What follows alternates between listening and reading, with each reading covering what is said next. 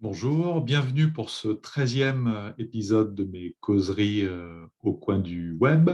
Aujourd'hui, je vais aborder la question des archives et de l'expérience des archives qui a été au cœur du livre en discutant de la question du silence de l'archive. Alors, plus précisément,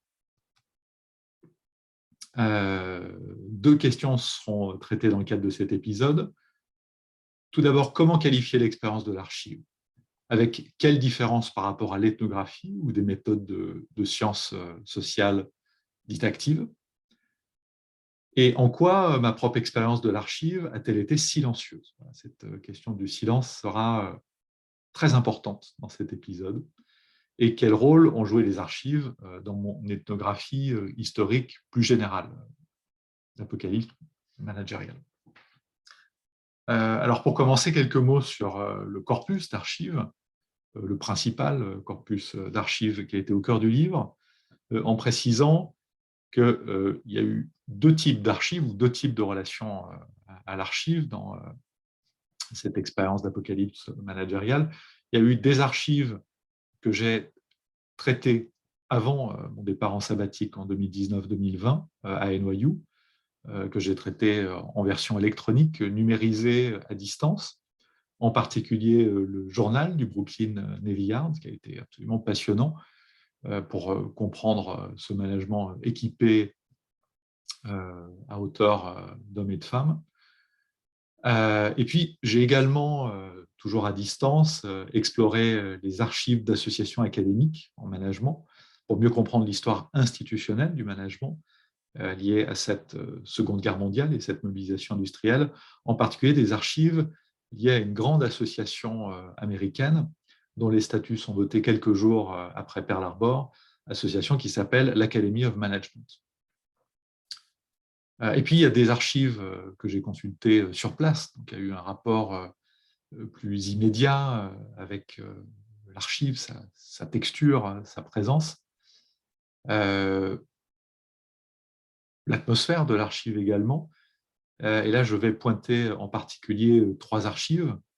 Des lettres du fonds Max Schartmann, qui étaient des lettres du Socialist Party, du Parti socialiste américain, et en particulier des lettres qui étaient autour de la période de la démission de James Burnham.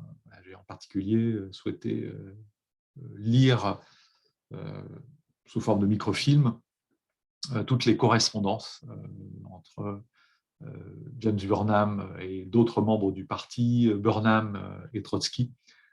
Voilà, essayer d'être au plus près de cette expérience-là. J'ai également consulté sur place les annuaires de NYU pour mieux comprendre, en ce qui concerne James Burnham, son évolution professionnelle et aussi son évolution géographique sur New York et Manhattan. Et puis, un ensemble d'archives assez massives reliées sur des exemplaires d'époque d'un journal de retail que j'ai consulté pour une période qui correspond là aussi à la Seconde Guerre mondiale. Alors tout ça se passant dans un sous-sol de la Bob's Library ou sur un étage un peu plus spécifique pour la consultation des annuaires. Et ce qui m'a frappé dans cette ambiance assez solitaire, assez immédiatement silencieuse, assez sombre aussi, c'est l'absence d'une musique habituelle pour moi par rapport à mes autres terrains, à mes autres méthodes de recherche. L'absence d'une expérience immédiatement portante, ou étant en conversation avec des acteurs, étant sur un terrain évidemment vivant, mais je ne me suis pas senti porté de la même façon par mon terrain, que, voilà, en particulier que dans le cadre de mes autres terrains d'ethnographie ou d'expérimentation qualitative. Et puis, toujours au début, je suis passé de ce sentiment de surprise, du silence, à aussi un sentiment de vide, même à un moment, à la tentation de la fuite, de l'évasion. Me demander très précisément ce que je faisais là, seul dans ce silence, cette obscurité, entouré de personnes avec lesquelles la conversation était difficile, parfois même impossible.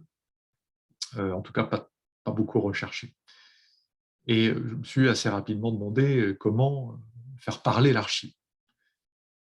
Et puis est arrivée cette évidence du parcours de l'archive, notamment avec l'objet que mes auditeurs et auditrices peuvent apercevoir sur la photo à droite, pour faire défiler les microfilms. Voilà, il y a un rapport évidemment actif à l'archive, et en même temps un rapport assez passif. Voilà, je suis arrivé à une espèce d'évidence d'essayer de laisser parler l'archive, de laisser sortir le bruit, voire les vacarmes et les voix de cette époque. Donc je suis rentré au bout d'un moment, ça n'a pas été immédiat, je suis rentré de façon plus évidente dans l'événement de l'archive, sa matérialité filante, ses vibrations avec cette machine ou la consultation physique à l'étage, et les textures du microfilm ou les textures des livres ou du journal de Rittel.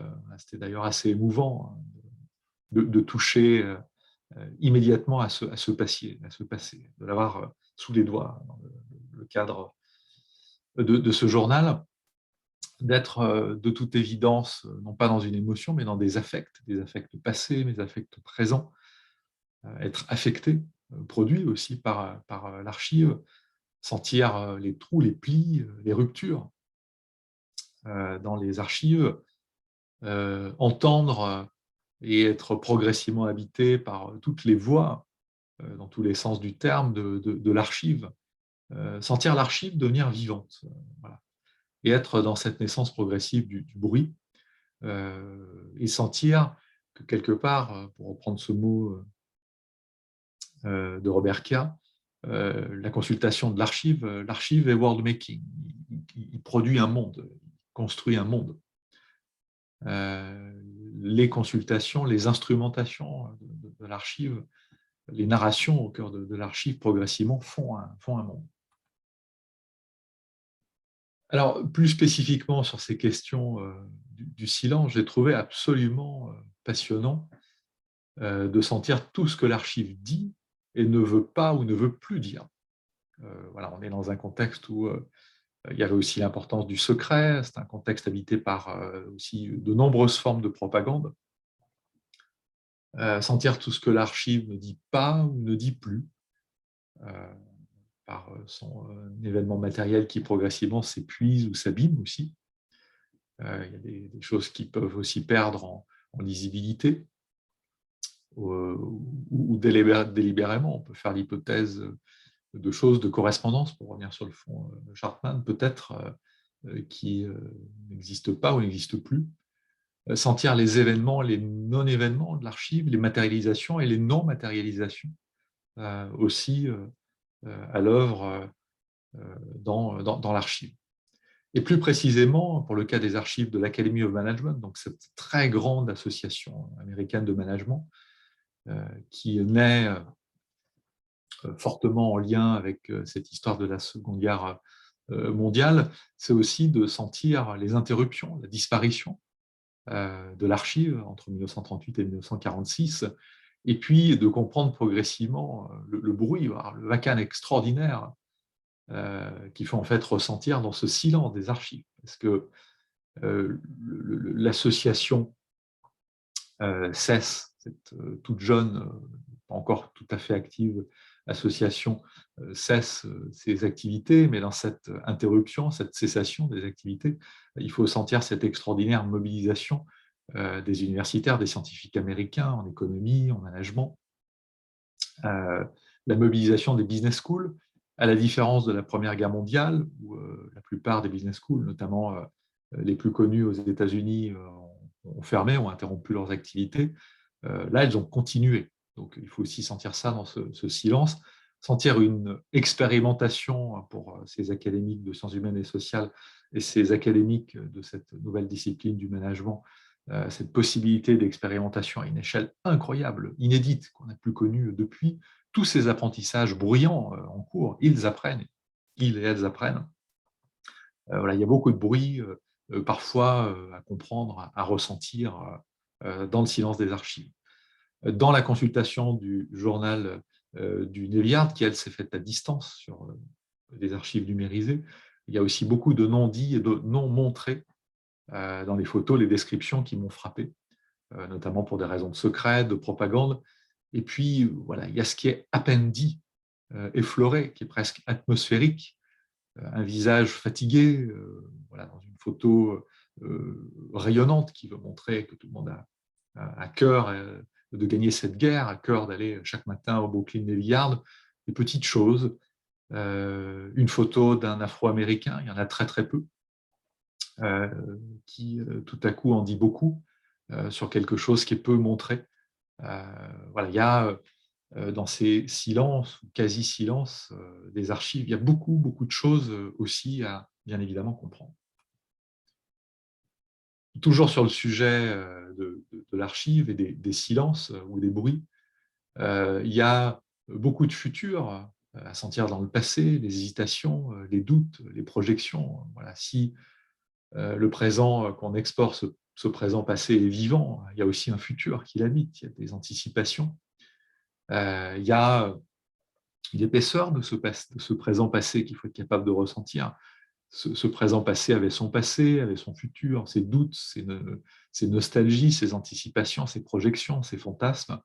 Ça, c'est ce qui me frappe aussi au bout d'un moment, dans ces voix et ces bruits qu'on finit par ressentir du passé. Surtout si on crée une atmosphère autour de soi. Voilà, je ne l'ai pas mentionné jusqu'à maintenant, mais le fait de consulter ces archives en ayant les pieds sur le sol de cette histoire, en étant imprégné aussi de beaucoup d'autres archives, de films documentaires, de lectures, qui aident à faire ressortir ces voix et ces bruits et ces futurs du passé. Le présent dans le passé, bien sûr, ne pas oublier l'importance de ce présent dans le passé définitivement mystérieux dans le passé. Il y a des choses qu'on ne comprend pas. Il y a aussi, et il faut l'accepter, un certain nombre de choses incommensurables, mystérieuses. Il y a des douleurs incommensurables de ce passé. Ce passé n'est plus, mais il est un événement éthique transtemporel. Voilà. Il y a un devoir d'histoire, un devoir de mémoire. Il y a une approche éthique, une subjectivation que j'ai ressentie, un jeu que j'ai senti émerger, un jeu qui a des responsabilités qu'on ressent. Toute l'histoire, en revanche, d'un point de vue métaphysique, c'est ce que j'explique dans mon autre épisode sur la métaphysique de l'histoire, toute l'histoire n'est que présent. Voilà, le passé n'existe plus. Les événements passés qui habitent notre présent ne sont pas ce passé présent sous forme narrative. Il y a des mémoires, bien sûr, qui peuvent exister dans notre présent. Pour reprendre le terme de Bergson, il y a des contractions et dilatations des passés, mais c'est encore quelque chose de différent. Pour aller un peu plus vers Foucault, il y a des attitudes qu'il faut comprendre dans ces présents du passé, dans notre présent. Il y a des régimes d'événementialité, il y a des différentialités à explorer, mais le passé n'est plus. L'histoire est aussi une narration, toujours inspirante pour l'événement d'un véritable moi, d'un je ou d'un nous, agentif, sensible, qui doivent aussi savoir oublier, s'oublier, pour s'inventer et se réinventer. Voilà, je terminerai par ce paradoxe. J'invite les lecteurs et les lectrices d'Apocalypse managériale voilà, intéressés par la thématique de cette causerie, à approfondir le thème par deux lectures. La première, c'est un livre qui s'appelle The Silence of the Archive de Thomas Fowler et Johnson, dans lequel les lecteurs et les lectrices retrouveront un certain nombre d'approfondissements par rapport à mon épisode. Et puis j'invite également à lire un très très bon article de Stéphanie Decker, professeure en théorie des organisations et spécialiste des approches historiques organisationnelles, un article qui s'appelle The Silence of the Archives, Business History, Post-Colonialism and Archival Ethnography. un article tout à fait remarquable sur cette question du silence des archives. Voilà, je vous remercie pour votre patience et pour votre écoute. Si vous avez des questions et des commentaires, n'hésitez pas à me les envoyer à l'adresse dovojani@dauphine.fr. Merci et à bientôt.